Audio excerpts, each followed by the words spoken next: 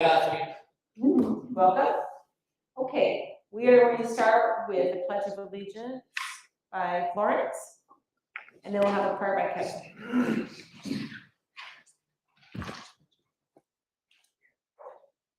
I pledge allegiance to the flag of the United States of America and to the republic for which it stands, one nation, under God, indivisible, with liberty and justice for all.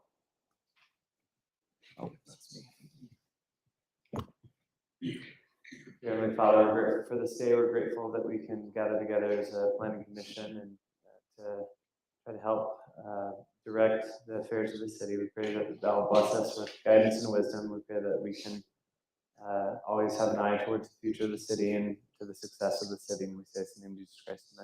Amen. Amen. Thank you very much. Okay, we will have roll call now again. Commissioner Brian Fair, not here. Commissioner Clark Moss, Here. Commissioner Justin Wright, Commissioner Kevin Bolson, Here. Chairman Terry Carroll, Here. and Councilmember Florence Sapp. Here. Okay, do we have the minutes for March 28th, Haley? Yeah.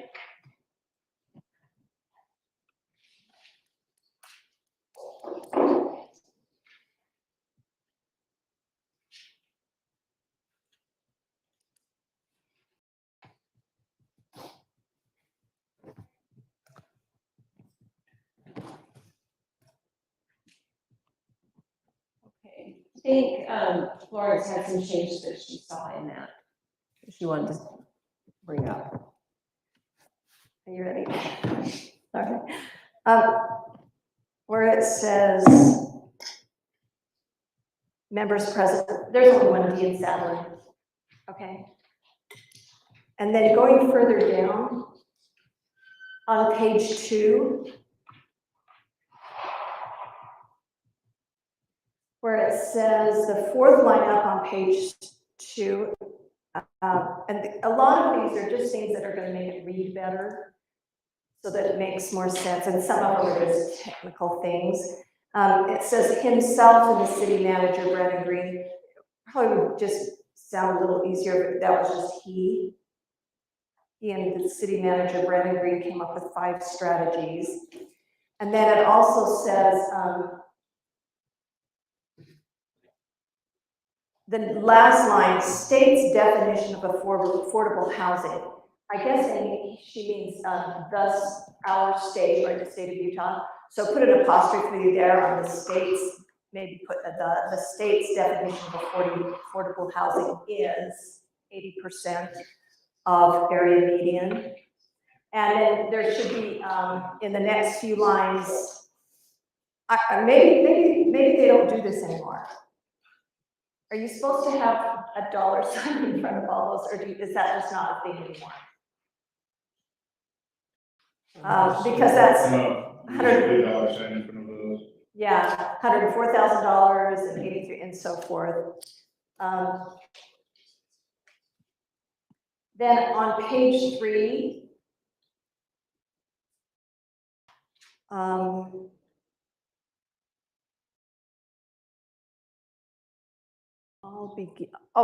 of that beginning part just doesn't make very good sense the way it's worded. It just needs to be reworded.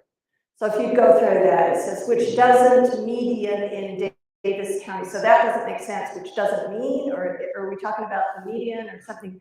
So that line needs to be fixed. And Fruit Heights probably should be capitalized, that second line down, with property selling for, and then on that second line also for $300,000 and, it should be an acre. And then the next line, asking a developer, needs to add the or in there, a developer to make and sell houses for less than the cost of the land. And that should probably be a comma because that's not a full sentence. This is just to make it read easier, I think, and so it makes sense too.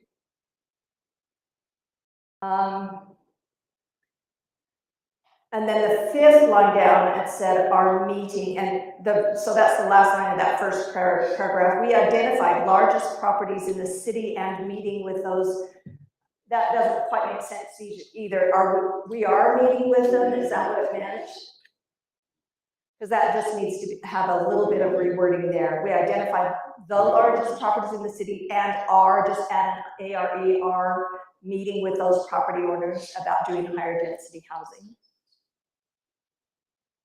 Then on the next paragraph where it's Don Carroll. Okay, that makes more sense. Thanks, Darren.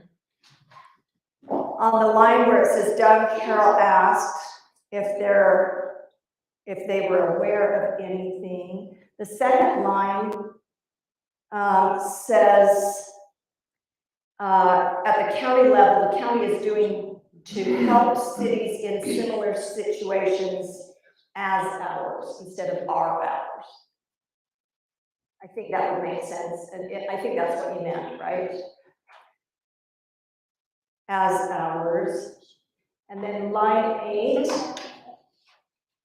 it says city planner Jeff Boiler added that there are ADU apartments at the bottom of Nichols Road. Those really aren't ADU apartments, are they? They're just apartments, so take out ADU. Yeah, they're just apartments. Yeah, so take out ADU there.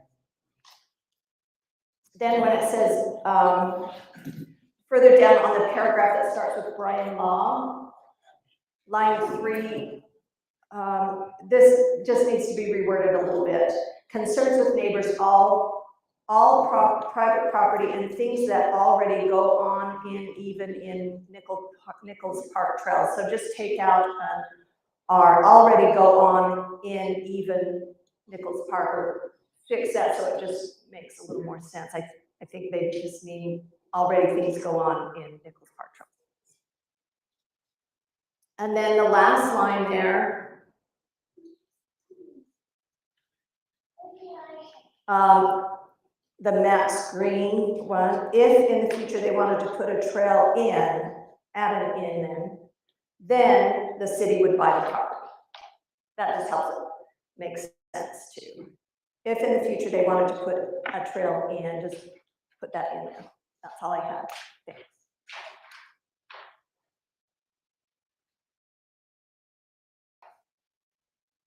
Then with that, I think there's 1 or 2 points where like Jason's last name is, there's a typo on his last name in one, and then I think on my, yeah, Justin Wright, yeah. And then on my, I think there might be an O instead of an A in one of them. So I'm not particularly bothered. I get all sorts of spellings with my name, and I'll accept all of them. So the very last line, it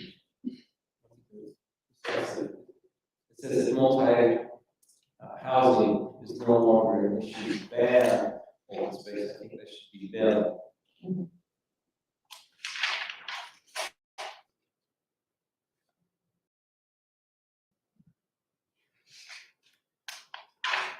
Okay, is that everything from everybody? All right. Great, thank you so much. Okay, we'll move on to number 4. Jeff? Oh, you just approve it? Okay. We have a motion to approve the minutes for March 28th, 2023. I move to approve the minutes from March 28th, 2023. I'll second that motion. Okay, we have a second, thank you. All in favor? All in favor? Aye. You know, we're all learning up here. Okay, we are going to have a presentation by Jeff talking about some Okay. things. I'm gonna conduct this part back here, and I'm just gonna kind of paraphrase and go through this quickly, because I know most people are here to look at the subdivision. Just wanted to update the planning commission on new laws that are, have been approved in this last legislative period, and things that the city is gonna have to implement. Do you all have that sheet in front of you? No. This one? Did he? You wanna go, does somebody want to print this? It's in our folder, isn't it? It's in our folder. I have a copy if you want us to. I don't have it. Let's just take a minute and get copies of that. Cause I can't read anything up there in that screen from back here. I haven't closed it, I can read it. I'm sorry. You have to make it 10 times that size for me to see it. Carrie, go ahead, add it, if there's anything that's gotten comment before you have that go up. Jeff, do you, mind if we go to 5 and then come back to you? We're going to the barber? You wanna do that first? Yeah, we'll just. Yeah, we can do that. We'll switch, is that okay? Yeah, All right, we'll do that. I'm Okay. gonna come up there for that, Okay. but I need the plaque brought up, can you do that?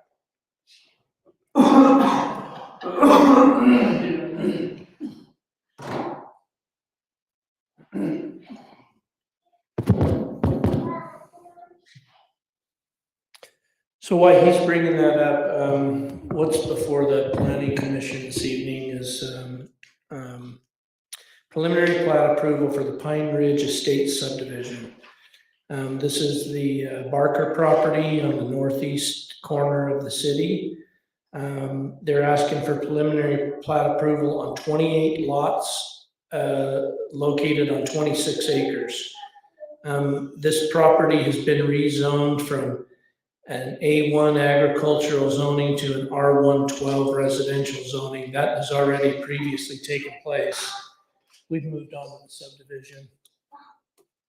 But this So is we'll very- come back to that.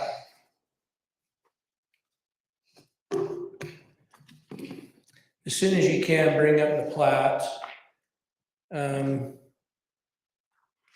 Keep going to another drawing. I think you just got us.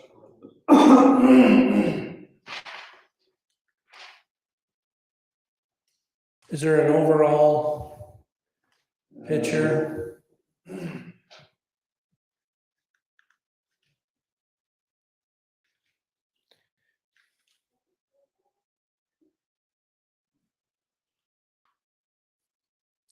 Go back. Keep going back. Go clear back to the front. There should be an overall drawing. Not that one.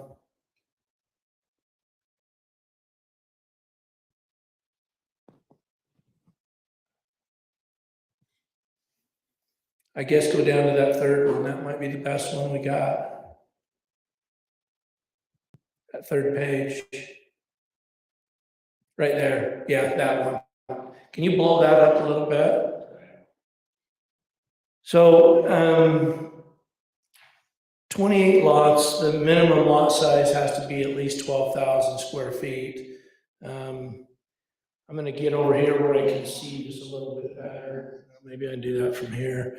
So, just to put that in perspective, I'm gonna get over here where I can.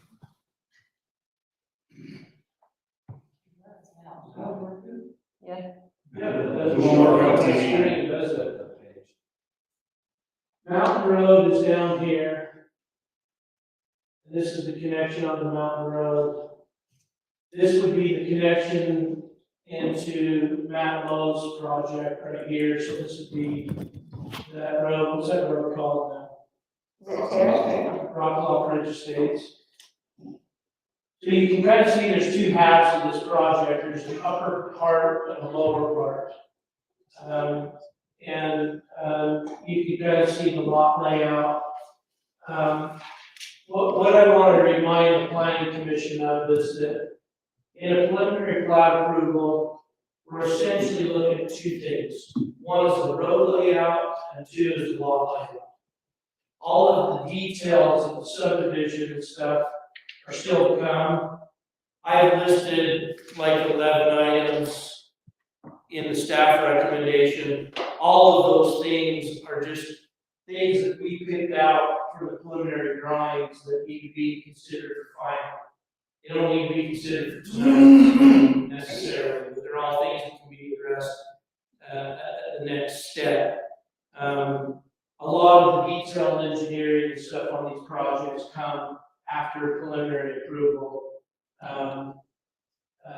But we can address anything that you have questions with. You see that the Weaver Basin Aqueduct runs through this project, also this big power line.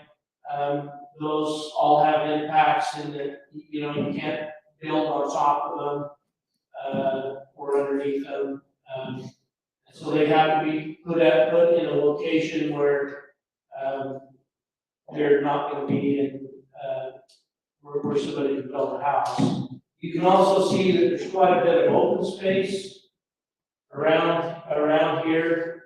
That designates essentially areas that are unbuildable, 30% slope or more, rocky outcroppings, things of that nature, where it's just not conducive to building anything. So it does lay out pretty good considering everything that's going on.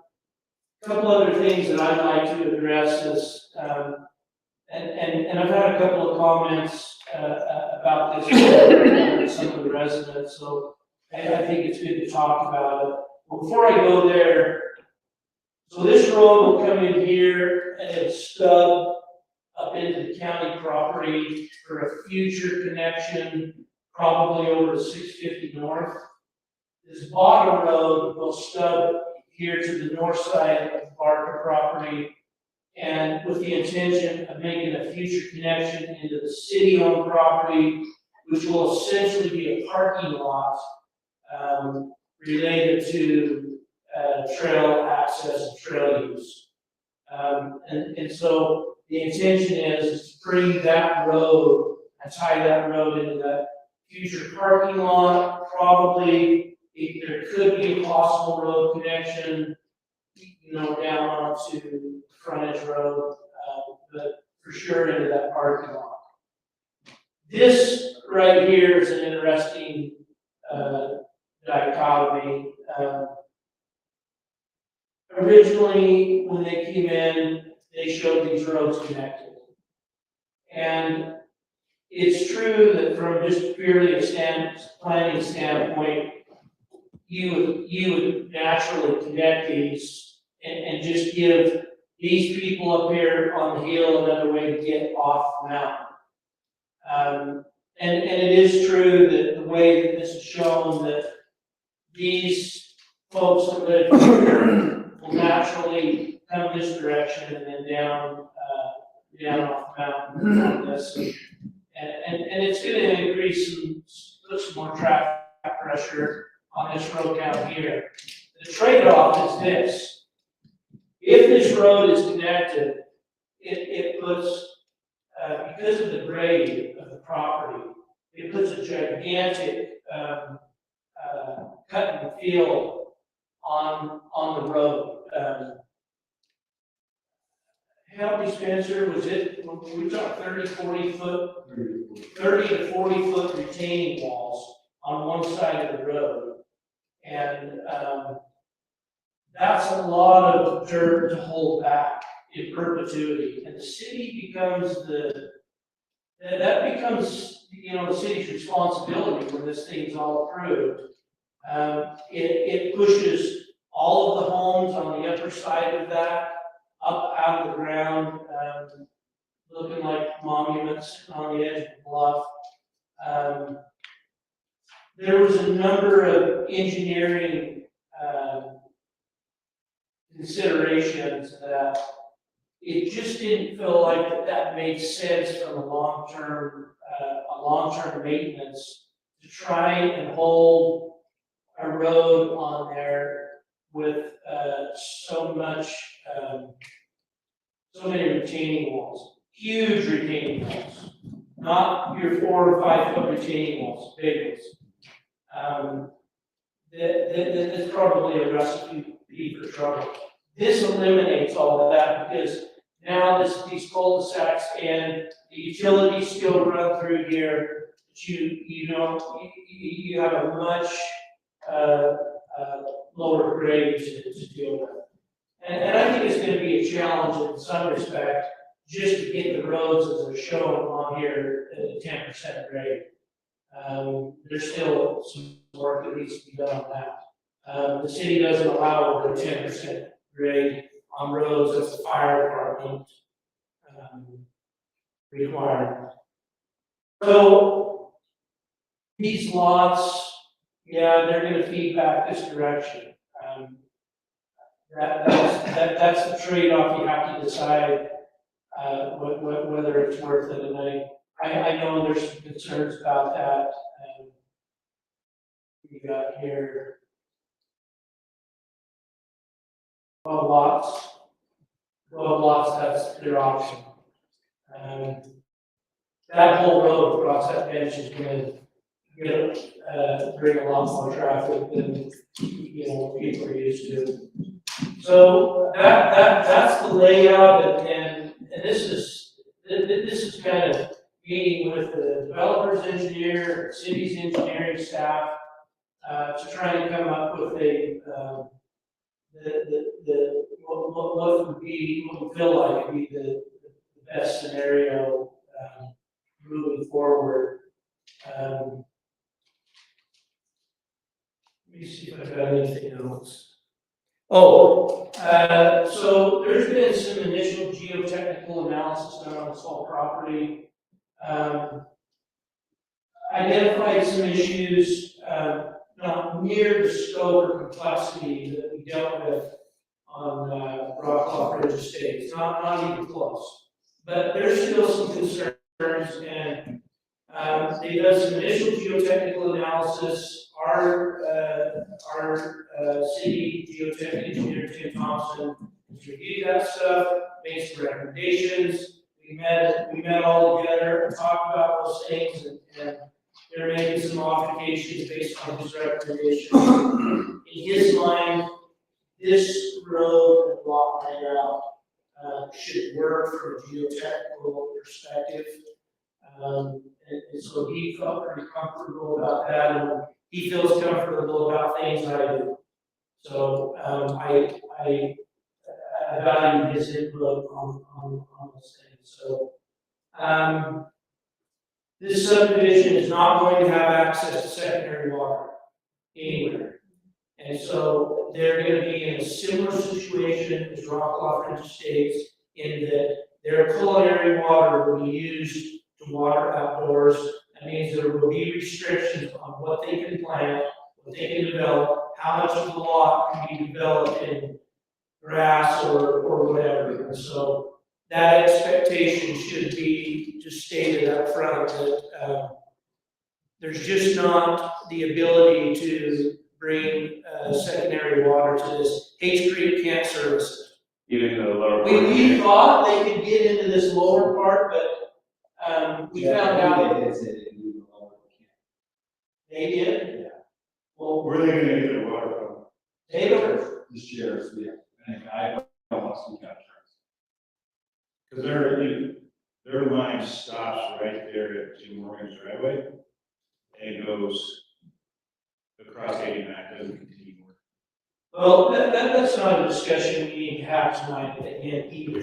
It's, let's just leave it that maybe it's possible to bring it in on this lower. They're telling us that they can't. Yeah, move it back to the line. But that's something that we can, that's something we can look at later. If it was able to be brought in on this lower part of grades. But they'd still be subject to our new landscaping ordinance either way. Right. It's a new development, okay. Yeah. Jeff, can you clarify for us, okay, is Mountain Road here off the left? Mountain Road is immediately on your left. Okay, So and those lots will line up, will back up essentially on Mountain Road. I mean, there's a hill there. right, and then where's 400 North? It's up the. Right with those houses right there. So those are 400 north, 400 north up here. okay, Right about back here. okay. Beautiful find a laser pointer that works on this TV. And then, so the road, are these boxes that they have right here, is that where the nursery is? Down or- here. Yeah, So this is property that the Barkers are going to keep. There, you know, there's 2 or 3 houses in there. It's a little, the nursery and stuff. Where the road is. A little bit to the west of the road is that. That was the nursery. Okay. Yeah, the nursery is right, Yeah, right. right there. Oh. And, so, But over in here, so this is all gonna remain Barker property. and then those are the homes are already there. They're already there. Right. So this is not part of the project. Just there surrounding. Yeah. and so the road's coming up off of Mountain Road, and Yes. it's going to be steep, right? Is that what you're saying? I mean, yes, but Not more than 10%. No, it's, I mean, there's definitely a grade that you gotta get up there, but once you're up on top, it's not particularly, it's pretty flat. Once you get up that initial grade, it's pretty flat right there. I mean, that's the flattest part of the project. And then there's kind of another flat area right here, so to speak. So these 2 lots on the other side of the gap. Won't they have hillside issues also? If there's a. Which are you talking about, these 2? Those 2. Yes, those on the east side, where those cul-de-sacs are. Both of these, Yeah, both of those lots. will they have, hillside issues? Yes. I mean, yeah, I mean, the hillside is coming up there behind them like that, so, it's likely that, you know, they'll push their homes as close to the road as possible. Every lot is required to have at least 5,000 square foot of buildable area that's under 30%. And so that's a requirement. I don't think we're gonna, from what I'm seeing, I don't see that we're gonna run into a problem there. You could go to that drawing that has the blue lines on it, which is the last one. It's a good drawing to show all the contours. Keep going. One more, that one. So this kind of puts it in perspective. Everything that's blue is over 5,000 or over 30% slope. And so you can see how that's laid out there, and you can see how these lots sit in there. So there's, I mean, that lot right there, I mean, yeah, they're gonna have to tuck that house in right here. I mean, this one might be a bit of a challenge, but they'll show that on their final drawings, you know, where the buildable areas are and how big of a buildable area it's got, but, this whole thing is on the side of the mountain. I mean, there's gonna be, you know, you're gonna have some issues. So those houses that are on Mountain Road, that'd probably be the back of their houses, they're gonna have to get in on that other road and go in, right? Yeah, because you can see where it dumps Yeah. off real steep right on the back end of those lots, get onto the mountain road. So this creates a, and we have control over the land that can be the world. The city has control of that property. The upper road, it comes to basically a cul-de-sac now.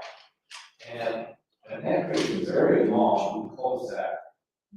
We put that in next to the cul-de-sac, it's coming to go off state, that's a very long cul-de-sac. It looks like they went to 600 feet when they did the other road up there. So Matt Lowe brings his subdivision to this point. A dead-end road waiting for future development is not considered a dead-end road. It's just a stub road waiting for future development. And so nowhere, I mean, so that doesn't apply on his property. You bring this road up to this property line, it's the same situation. You're waiting for a future connection to that road at some point in the future. The 600-foot rule is from the center of this road to the center of this cul-de-sac. That can't be more than 600 feet. This cannot be more than 600 feet from here down to that road. From a safety standpoint, you got, that used to a lot of houses, including the 14 on the Matt Hill subdivision, on Southeast. The assumption that run, and until something happens up to the north, that's all one way in, one way out. Yep, this is all one access. That's all one, potentially two accesses up there on the north end. But, yeah, from a temporary standpoint, and it'll probably be a number of years before anything goes through there. But there is a plan by both the county and the city to have that road eventually connect over to 650 North. When will that happen? I have no idea, probably not in my lifetime.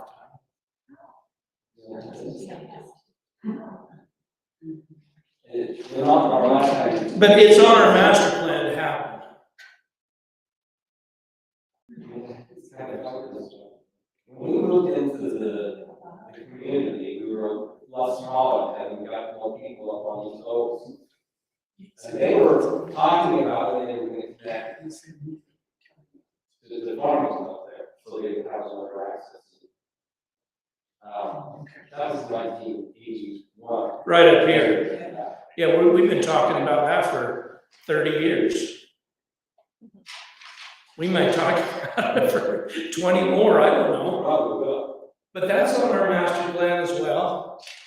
But still, in the meantime, if something happens on that road up there, that those people are all. It's a good example, Clark. The people that live up on 1800 East have been waiting for a road connection to somewhere for an awful long time. And they're finally going to get one across Bear Canyon.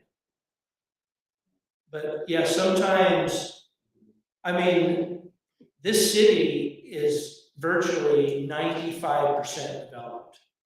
And so what's left to develop is, I mean, it's not much, and who knows when that'll happen.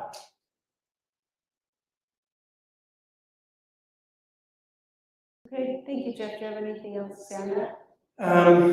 I don't think so. Whatever questions that you want to take, I don't know if you want to take any public comment. I know we have a few people that want to have a public comment, and if you want to make a public comment, you need to come up here and you have 3 minutes. Does anybody have a comment? And state your name, please, for the record. Hi, Gary Anderson, 192 Estate Way. Okay, here's my comment.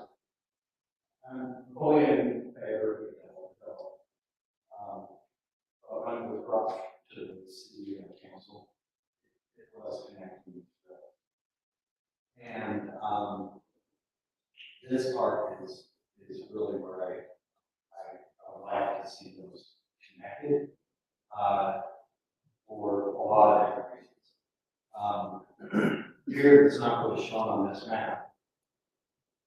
There's another road that splits off, it's about 600 feet from that to here. And I don't necessarily agree with Jeff's analysis that this is the cul-de-sac. I believe it starts where Matlow's development splits off, because the whole reason you have cul-de-sac ordinances is for safety, so that if you have fire or natural disaster of some sort, that you're not tracking residents in places. So it doesn't matter if I make a development and then Jeff makes a development. Really, it should be 600 feet from the point of view of the house. And so Personally, I think it's a safety concern. We had a fire there just a couple of years ago, it went very fast. People could be trapped. I know there's gotta be some engineering ways to make this better and happen. Possibly have a 30-foot wall. That's not necessarily something that I can control. That's something that I personally would support, approval of the preliminary thing that we had called agreement to connect this road. Really, I think that's where we're, you know, that's All right, thank Thank you. you. Is there any other comments? None. Okay, thank you for the information. Yeah, sorry. My name is Nick Beatty. I'm on 1376 East Terrace Drive. I just want to echo what Gary said and kind of say I'm in agreement. I'm just looking at this map here, and it looks like, I understand the grade, there's lots of blue and stuff down there. It looks like there's lots of blue and plenty of other lots and stuff. So just kind of what Gary said, I'm not an engineer or anything, but there's blue in lots of places, and it seems like if you can take care of it elsewhere, then I think you should be able to take care of it for the road to make some if it's a safety concern. So anyways, thanks. Thank you. Any questions? Will we have an opportunity to have, is it Tim, our geotech expert?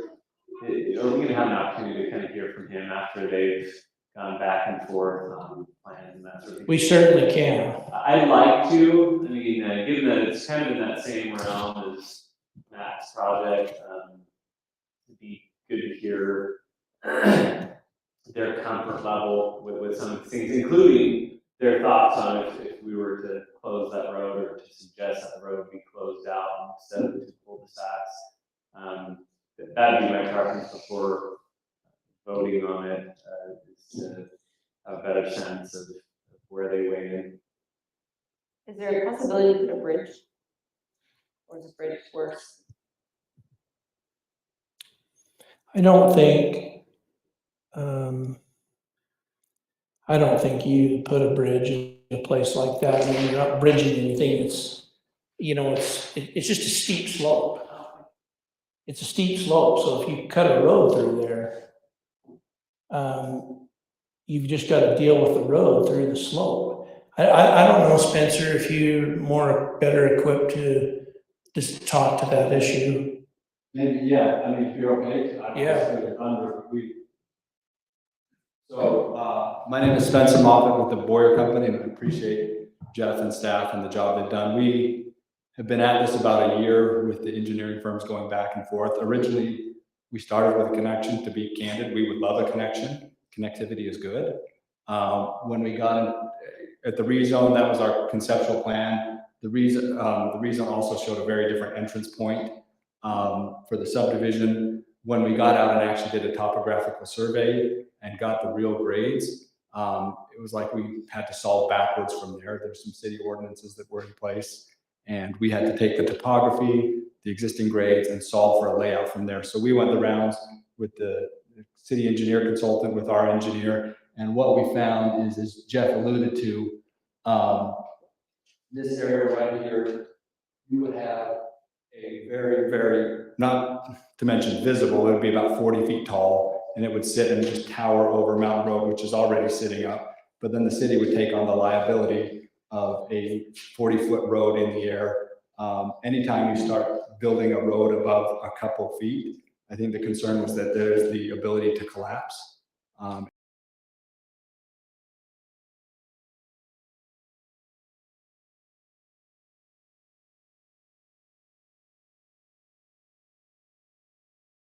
Ability of the road. So we took it and worked back from there and came up with that alignment, where it, anytime you do hillside development, it's better to fit in with the native grades and with the native hillside. If you look along the bench, those seem to be the ones that have worked out the best long term. And so that's what this plan does. You can see the housing is focused on the area that are white now. That's not to say there is not grade there, but that's the least amount of grade. And that connection, the other issue is there's significant walkout problems right here. So you would just be pinching right through that, just logistically to build that and to maintain that long-term would be a challenge. So we did spend a lot of time, in fact, months going through that. And for the record, we were interested and on board with that, but when we got to the nuts and bolts of it, that got really, really prohibitive. And so we settled on this. I think it's a good compromise. It's a plan that we can live with. And, you know, as to the connectivity, I would recommend talking to the city attorney about connectivity and those standards. I know in other municipalities, we've had to deal with that, but the, you know, adjacent property and, you know, how cul-de-sacs are measured, I think that's pretty well spaced. I've already talked to him about that. At the state. What's being proposed there is meets city ordinance. So that's not an issue that we need to address further. But it's up to the planning commission where you want to go with this connectivity. What's below, like if you were to build out this road, what is in the kind of natural downward progression below that point? Like, are there homes there? How close are they? Right. Where are you talking? On the north side there. No, south. You're staying here? Yeah, down here. What is down there in lower? Can you go back to that, maybe the first drawing, it shows where the other house is at.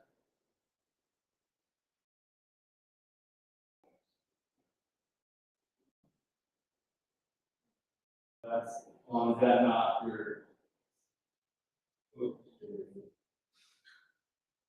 You can kind of see the outline. You can kind of see the outline, right here. So, yeah, What is there? there's two houses here. Okay. The house here, the Morgan's is up here. The others are. Is there four? So there's four houses here. Is there another? Well, you got two. Three. And you got one on Mountain Road, and then you have one on Morgan's, which is up. Is that here?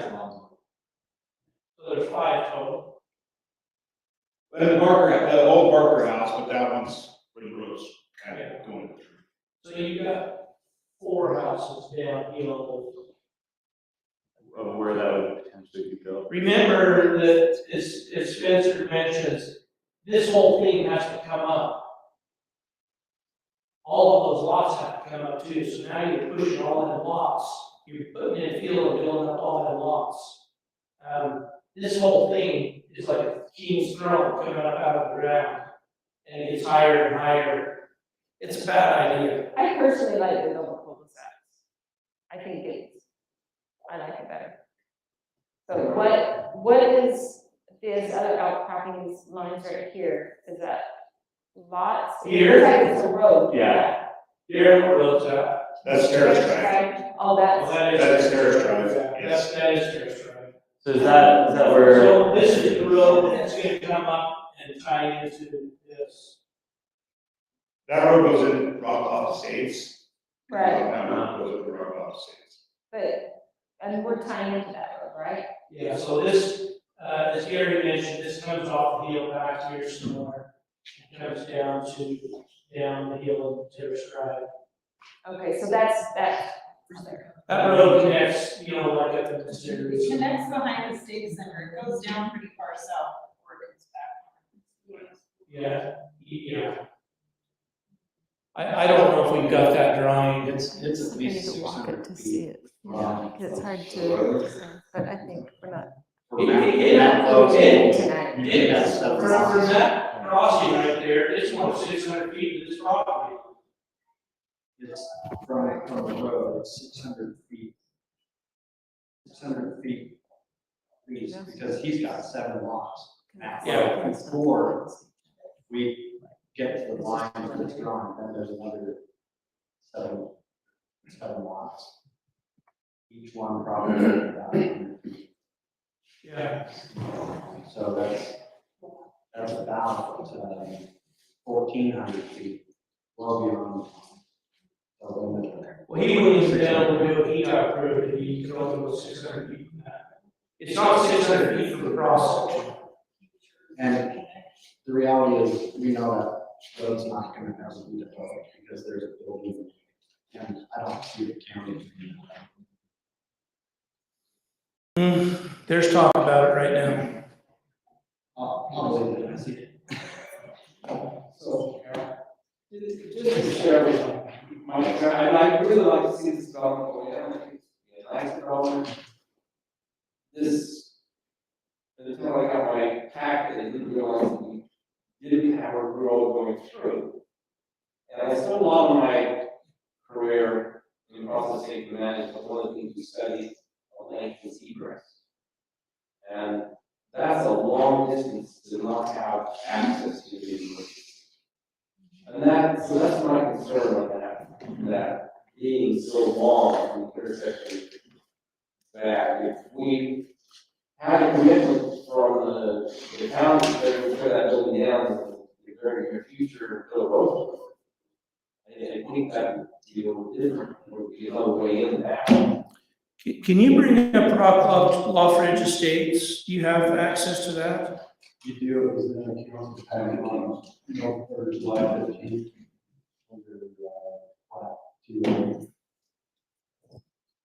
If you can find that. I agree, it's a long road, and it's, for the foreseeable future, it's a one-way in and out.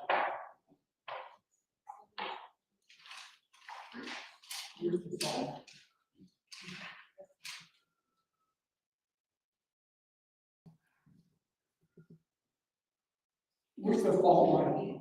Is that about? Do you know where the fault line is? I do. Can you speak to that? Yeah, so do I need to say my name? No. So we did have to do a fault study, we did an extensive fault study across the whole, project. We're actually done right now along Mountain Road. We ran into it right where the. Low, very low, Right right? where the old nursery, I guess, right there, that's, you get it right there, and that's why you won't see any house. You don't have, so you won't. One of Tim's comments in the report is that, no seismic setbacks will require because of the lack of these faults. Okay, thank you. So the main fault trace is at the back of those lots on the west end. So, can I just make a, I guess, comment? I totally understand on the process safety. One thing we've run into in other municipalities is the ability to develop property.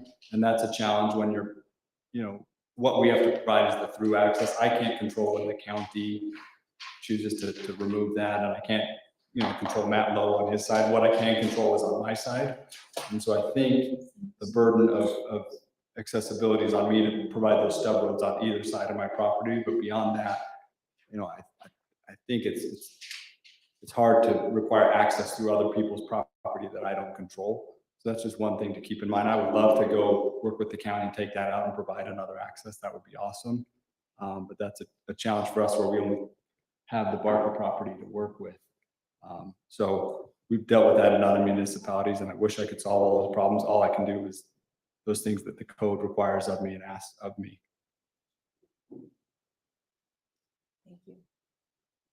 Thank you. Here we go.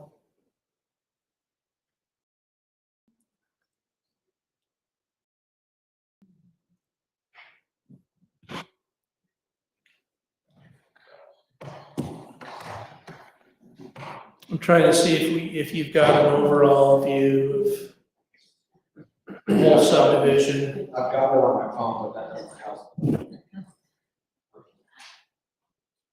What was that top one? I don't know, this might tell the story. This is where Terrace Drive comes up the hill, right? Okay, do you want me Go to the top one. Drag it back up to that top one. Yeah, that's as good as anything. So this is Terrace Drive coming up right here. So you can see how many lots there are before you even get to the Barker property.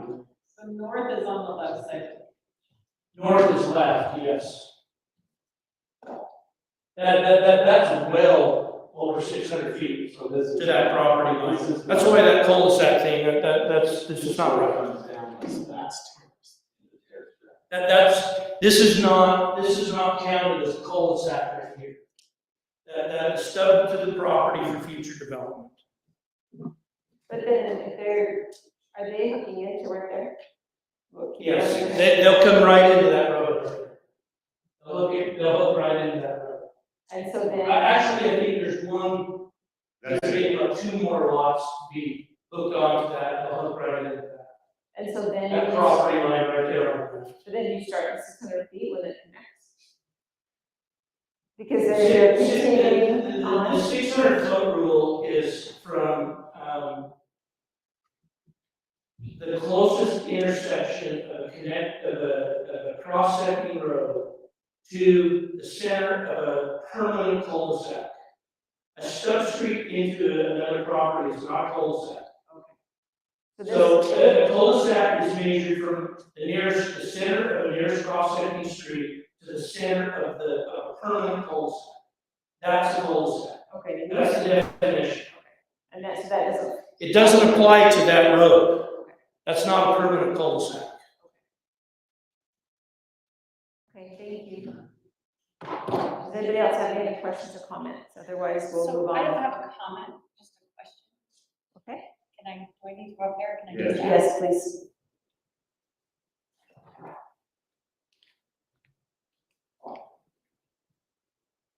So I just have a question with regards to the safety. If you'll just state your name. Janelle Davis, I live on the corner of Estate Way and Terrace Drive. I do have a question about the safety with all of those homes coming in with the Rockcroft Estates.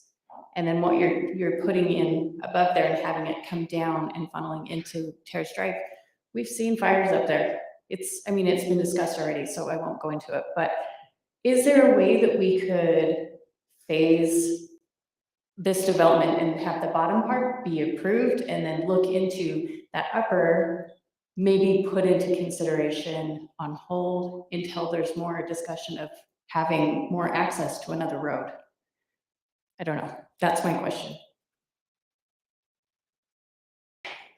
A lot of things go in phases, 1 and 2. Probably the Barkers are wanting to do everything as one for cost-wise. There's a better overall plan. You can see Terrace Drive coming up right here.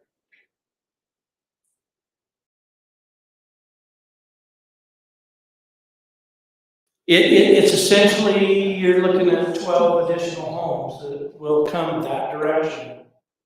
Come south to get off the hill. There's just no other way to put that. I think your comment that, could we wait until there's an agreement with the county? There's discussion about that. It's on the master plan. I think you answered that question the same way you answered this one up here on the hill connection to Farmington. Has been in the plans for 30 years and still isn't done. The developer can't force the hand of the neighbors to do whatever they're going to do. That's probably not a defensible position. If you're uncomfortable, if you say we're not doing it, that's the position you have to take if you're uncomfortable with it. We have to base what we decide on what we have right now, not future. Really, right? Because we can't say, well, in the future, we might be able to get that, but we have to base it on the knowledge we have now. Yeah, pretty much. Now, you could go back and do some engineering design and that shows those 2 cul-de-sacs connected, and you can bring it in and maybe show some profiles on what that looks like. I don't know how much work you're talking about there, but I think when you see that, you're gonna say, that's just not a good idea. But even with those cul-de-sacs connected, those far houses, they still have a long road to come down. I mean, they've got terrace, but if they have to do the other one, it's almost the same amount coming down if we're talking about trying to get out. It's just dispersed better. But yeah, If this road is blocked, if there's a firehouse, if there's a fire across the road, it's blocked. Or if there's any other kind of incident, all those people are isolated. if Terrace Drive is blocked by some factor, you got a lot of people that have got to go all the way across to get out. But if it happens to be a this road, that walk off, then all those people, they don't have that option to go over. They're there now.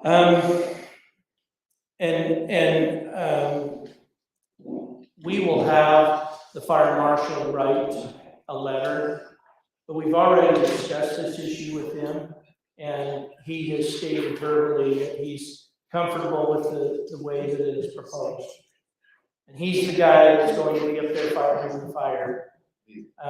But we will get a final recommendation letter from, it's Kaysville Fire Department.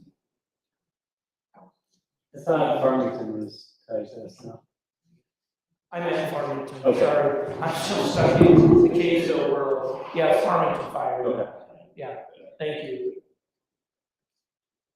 And when do we expect that letter?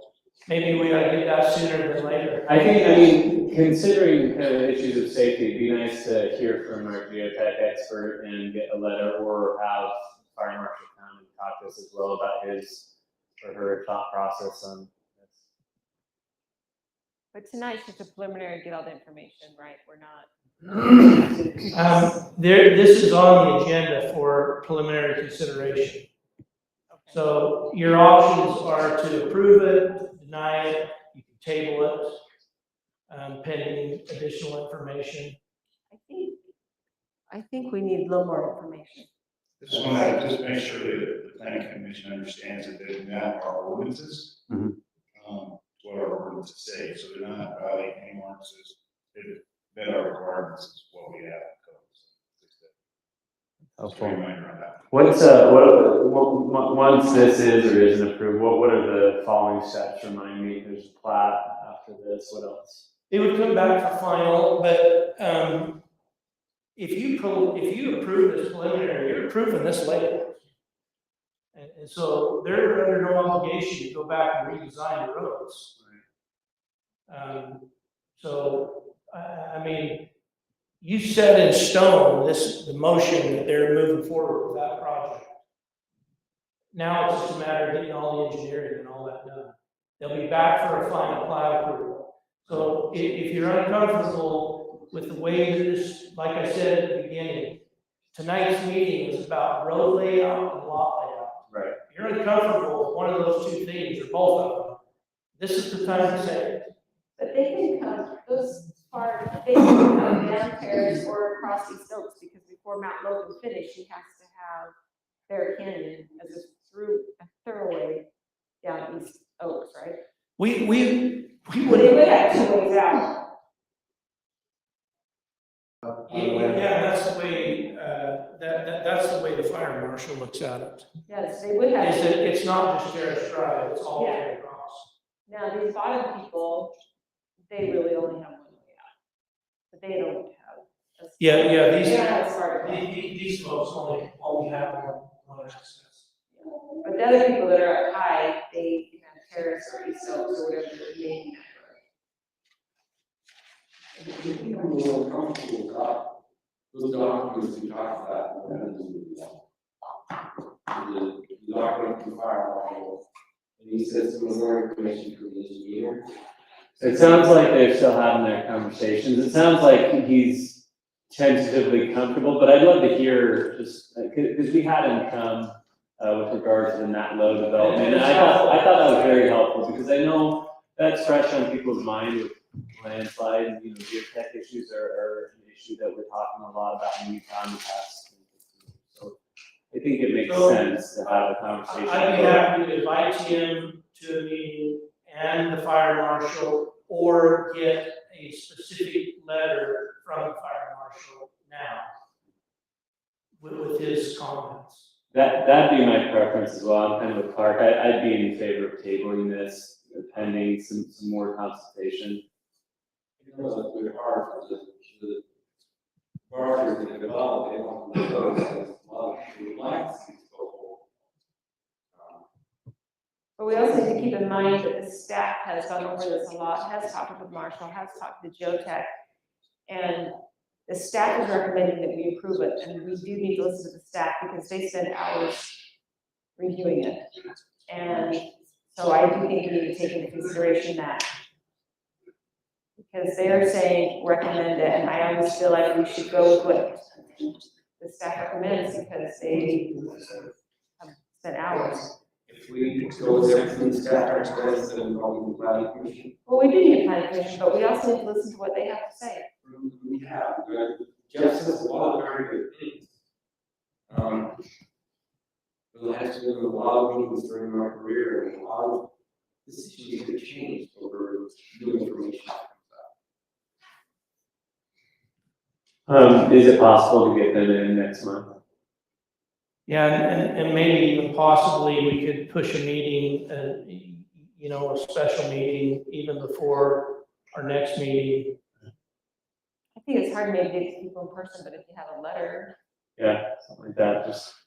I like to hear Tim in person because he just has a way of describing things to you that you understand. And he speaks a language that none of us speak. We'll have an interpreter. Yeah. And I'd be willing to come to, I won't be available for the next planning commission meeting, but if we need to have a special session or something, I'd be willing to do that, because I am sensitive to the developer and the owners wanting to move forward, but I'd like to, especially, you know, where the fire marshal, he's kind of verbally said, hey, he's comfortable, but I'd love to see that in writing and have final confirmation so that we can have a comfort level on some of the safety issues. Okay, so do I have a motion? Yeah, I'll move to table this pending discussion with the geotech expert, as well as either discussion with the fire marshal or a written letter from the fire marshal. All in favor? All denied? Aye. Now we can go to have a special meeting in a couple weeks. Okay. Okay. Thank you. I think the issue is really down to that road connection, and I think we can do some work to kind of show what that would look like if it was connected. And I think we could give some visuals, maybe some profiles or something like that. Couldn't we do that? Yeah, so just, well, Yeah. there's 3 issues that we'll talk about. Okay. Okay. Jeff, do you want to stay there? Do you want to go on? No, I might as well stay here. Okay, all right. We'll be moving on to number 4 on the land use. Now, this will look easy compared to what we just did.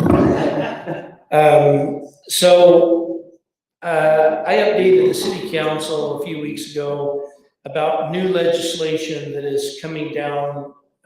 It's already passed. So this is coming to the city. These are things that we have to do. I'm not gonna go through every bit of this. I'm gonna kind of paraphrase it a little bit, but just to give you a sense of what we've got coming. And this was probably the most land use laws that were ever passed by the state of Utah in anybody's recent memory. Everybody's got this document now in front of them? Yes. Yeah. So House Bill 364, which deals with moderate income housing regulations, we adopted our updated general plan that had a moderate income housing element to it.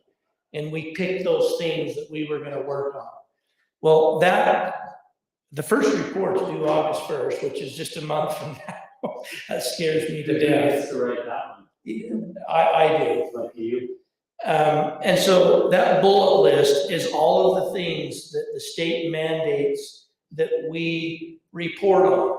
So we report on the actions that we've taken and land use decisions that we've made and what barriers we've encountered and all this. And I got on the phone with the state and I said, you know, we just passed the plan. We haven't done any of these things yet. And they said, yeah, we're cognizant of that and we'll probably give you a pass. Your report won't have to be as detailed until next year. And the only reason they're saying that is that the fines don't start until 24. So if we haven't done these things by August of 24, I mean, I'll still submit a report, but it'll be just pretty periphery. So this is the part that just irks me. I just can't believe that our state legislature tries to get away with this, but $250 a day penalty for cities that are not compliant. That goes to $500 a day in 25. And it's in their opinion, whether you've done these things, whether you've made an effort, whether you show an effort, regardless of whether it's out of our control. What department is over this? Department of Workforce Services. They put it in their bailiwick to deal with. Well, the words arbitrary and capricious, that's the standard we can fight if they apply the $250 per day. I think they're gonna have a difficult time, right? Well, I mean, I think if we're showing good faith efforts, that's gonna be hard for them, and who knows how strongly at the start they're gonna be trying to administer some of these things, but I mean, you know, I think it then begs the questions of some of our decisions. You know, for example, we've been talking about external ADU potential code. Do we need to wait until August 2nd, 2023, so we have something in our August 2023 report? I mean, it feels a little silly because I think I'd be inclined to move that forward next month, start talking about that external ADU and try to get something in place. But you almost have to time your decisions per this 12-month period. Because if you do everything in 2023, you got nothing left in 2024. That was one of the comments that has been made a number of times, and cities asked that question. Okay, we did all 5 of the things. What do we do next? And they literally says you pick 5 more. And we literally picked the only things that we even had a possible hope. Right. And we got to 4, maybe 5. Yeah. And so if we accomplished 3 of those 5 things, it would be miraculous. Yeah, there's a lot of unhappy people about overstepping their bounds. But I'm just saying that's where it's at right now. Right. Moving on, House Bill 406, which is Land Use Development and Management Act. We cannot have our standard road cross section that it has to be a maximum of 32 feet of asphalt. We looked at ours and it's 34. So we're gonna have to knock 2 feet off of that. Not a big deal. We can live with that. Why did they do it? Well, they tried to make it 25 feet. They tried to make it statewide, the maximum road width on a residential street at 25 feet. And engineers were just freaking out, saying you can't get all the utilities in there. You cannot literally get the utilities and everything that needs to be put in a road in that amount of space. So they backed down to this 32 feet. It's this whole idea from a developer fueled legislature that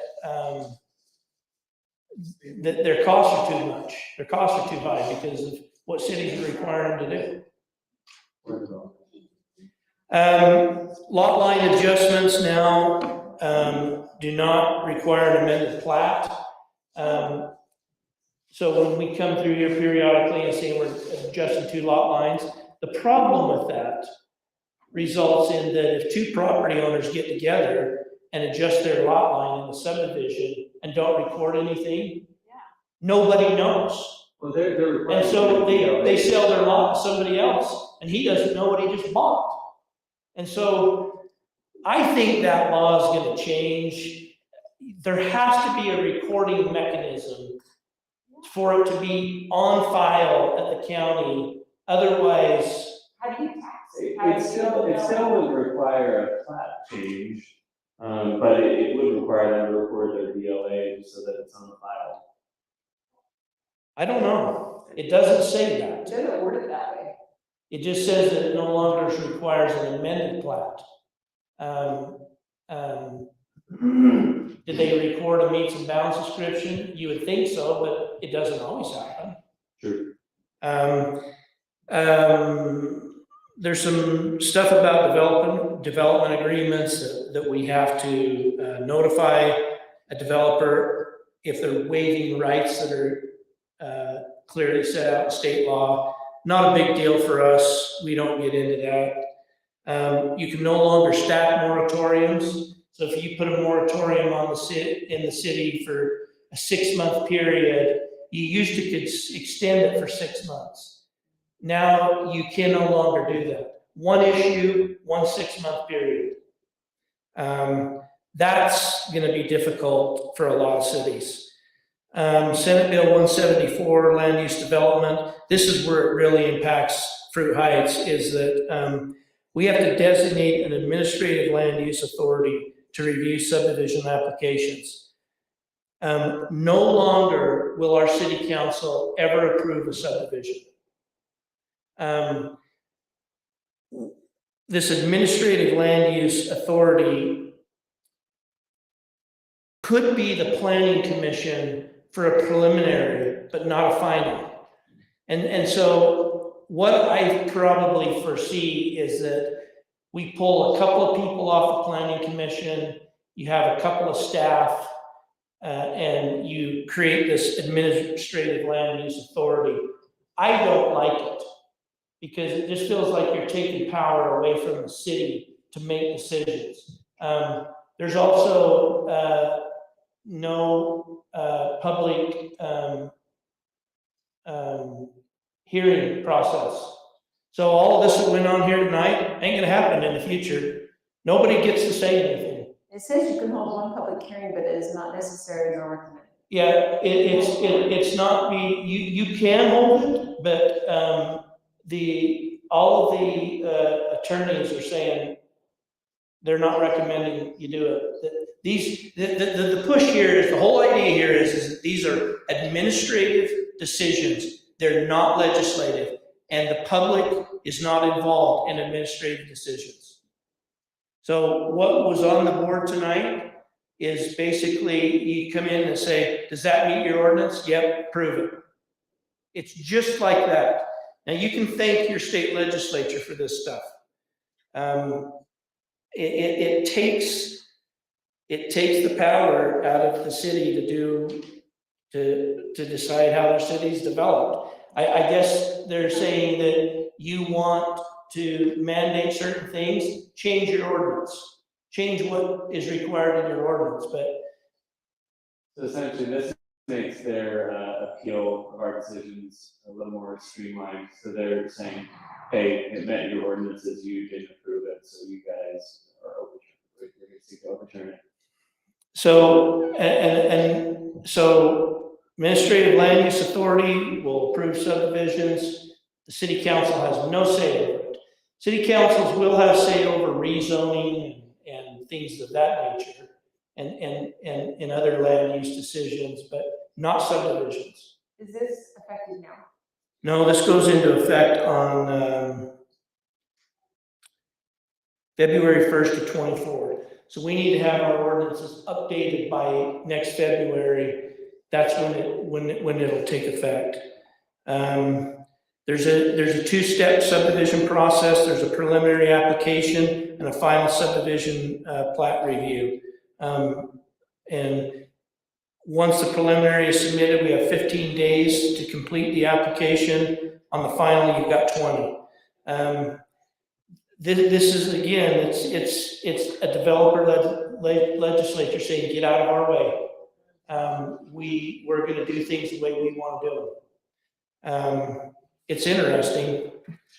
If you flip over to the second page, there was a few changes made to internal ADUs. Now an attached garage means that it shares a common wall with the house. Can be, and it turned into an ADU. So somebody can take their attached garage and turn it into an ADU. Has to be attached to the house. It goes on to say that we can require, it clarifies that you can require an extra parking space for an ADU. It says that other things that you do with ADUs have to be consistent with other homes in the area, meaning that you can't require something of an ADU that you wouldn't require of a single family house. Like you can't say you have to paint all the walls pink, unless that's across the board. So architectural features. I think the only one that really applies to what we're doing is that it just basically adds garages, can be turned into ADUs. And then the last thing I was going to mention, and this is pretty interesting, is something to think about. Senate Bill 199 says that no referendums by voters on land use decisions passed by unanimous vote. So what that means is that a referendum is when a group of citizens in a city get together and force a decision of the city to be taken to the popular vote of the whole city. That's what's called a referendum. This new law, and they've had big problems with this down in Salt Lake County. We've never done it, but down in Salt Lake County. So this says that if a decision that it's really the legislative body, the city council. So if the city council approves a subdivision by unanimous vote, nobody voted against it, you cannot, the public cannot bring that up as a referenda item. I just think it's interesting. It's an interesting law. So does that mean that as long as somebody always votes no, that it leaves that option open? I mean, that's what it sounds like. I don't know. It's just an interesting thing that they passed. So these are some things that we're going to need to work on. We're going to need to update some of our subdivision code to conform with that. And so we'll be working on that the rest of the year too. And so we're going to be bringing that back in pieces to talk to you about it and see what you want to do. Just be thinking about this administrative land use authority. Who should sit on that? Because we can have members of the planning commission on it. I can have no one from the city council cannot sit on that board. Apparently the city councils have been ousted. So would our numbers of planning commission go down? They would just be on that board only? Or would they sit on both? No, you sit on both. You would still have your planning commission. So you're still going to deal with conditional uses and general plans and let's say rewrites to codes, all of that, none of that stuff changed. This is just subdivisions. But that's mostly what we do, right? It's most of what we do. So, and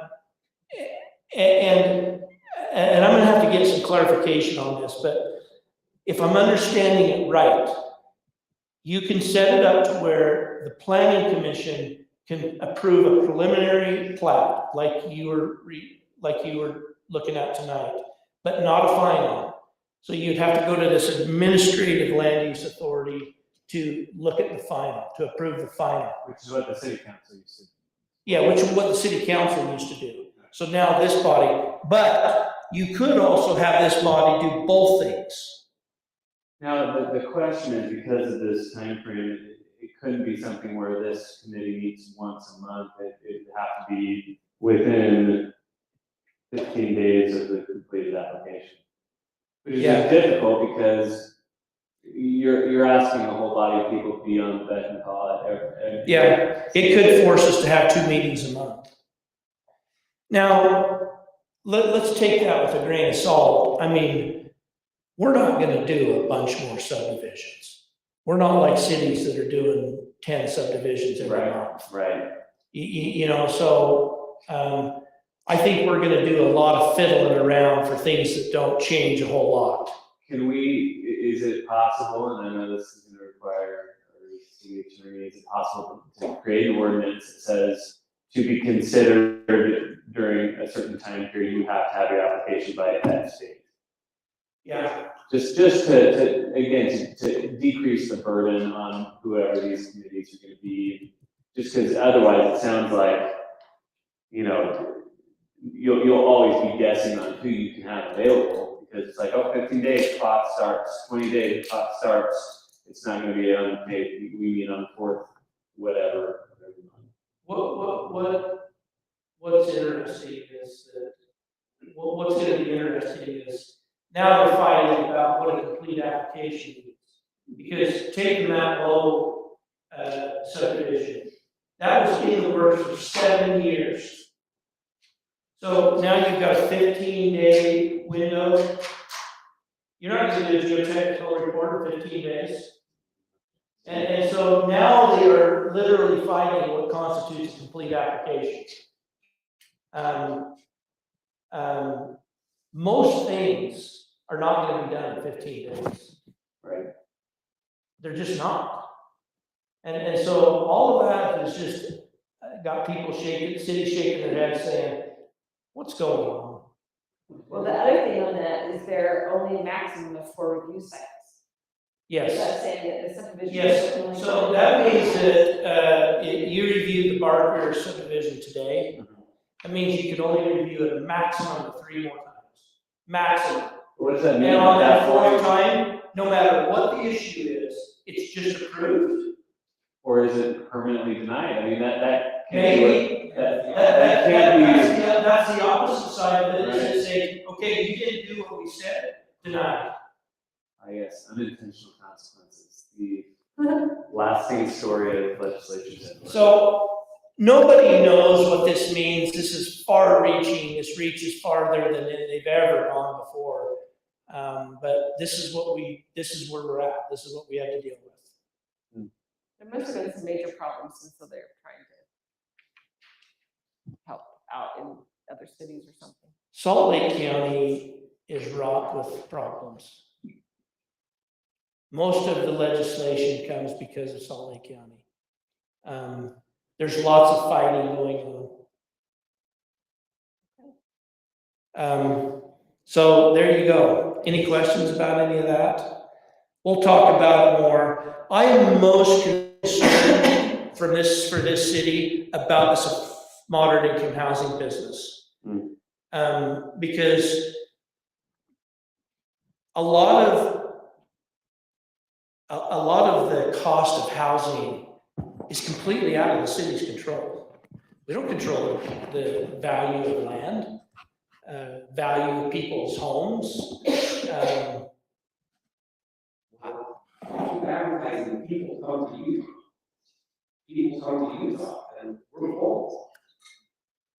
Well, I think that they're trying to force the hands to approve more multifamily throughout the state, and I think that's definitely the approach here, but you know, it's you know, the city can't control who's gonna propose that sort of plan, what landowners willing to go that direction, just, it's outside of our control. I just know that it is not going to be acceptable to do nothing. Right. We are going to have to show that we are making an effort. Now, maybe through that effort, we can just show that we just don't control these things. But we are going to have to show that we've made an effort in this realm. There was one city asked a question, we're a build out. We don't have any land left to develop. What are we supposed to do? And their answer to that was, you're gonna do it anyway. Sounds like what I tell my kids. I don't even know what that means. What does that mean? We're gonna go and tear down a street, a bunch of houses on a street and rebuild them with moderate income housing? I don't know. So that means they're gonna condemn people's land. They can't. But, this is there's a lot of silliness in this, I believe. And you hope that cooler heads come back and say, listen, this isn't gonna work. Or hotter heads, it's either gonna be by legislation or judicial review, it's gonna be one of the two. That's how it works. So I do think, let's talk external ADUs on August 23rd, whenever August meeting is, we'll get you one little tick on your list for Yeah. the next. Well, we've approved an ordinance, so there's one thing we've done. We adopted an ordinance. Yeah. But I think that would be good to start talking about what kind of Efforts. pictures do we want this to look? I think we'll, try and present some stuff at our July meeting. Just to start talking about that, because I gotta turn in a report on August 1st, and I don't even know what it's gonna say, but, the state has basically said, listen, don't worry too much about this August. But next August, they'll be knuckling down on us, unless the laws change again. Which they might. They might. Okay, thank you, Okay. Jeff. All right. Maybe you had a question. Someone wanted to- A general question. What? And Sean Stevenson, I live on Cary Drive. My question is in regards to what is the percentage or how many units do we have to have in order for this housing? Do we have a target associated with what the state's expecting? It's a percentage, isn't it, Jeff? It's, the target is to meet, is to have housing in your community that is affordable to the median income of the county that you live in. And so I think that is in our county, that's right around $100,000 is considered median income. So what they're saying is that somebody that makes $100,000 can afford a house in Fairfield City. Understood. Now, we did some math on this, and essentially that comes out to, at the present time, a house in the neighborhood of, I think it was like maybe like $375,000. No, they can afford more than that. Was, Yeah. It would be more 500,000. well, let's just say it's 500,000. Let's just say that you make 100,000, you can afford a $500,000 house. There's not one for sale in Fair Heights for that. Depends I on the think single the family. median home price in the city is over $750,000. But how many units would that need to be within our city boundaries to meet the state's goals, I guess would be my question.